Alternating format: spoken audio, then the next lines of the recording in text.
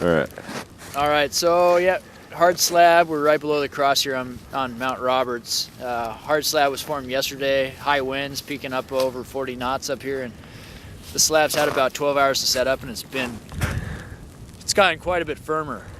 Firm enough that we're not seeing no cracking, some whoomphing, but it's very reactive in the CTs and the ECTs we've done. So now we're going to do a saw test and see what happens.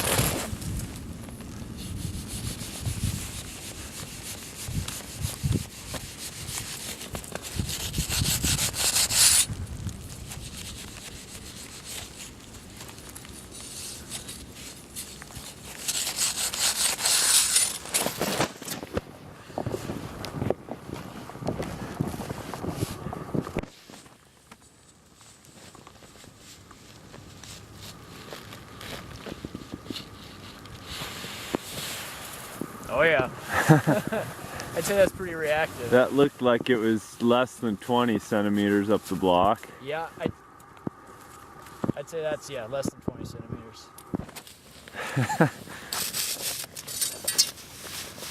All right. All right.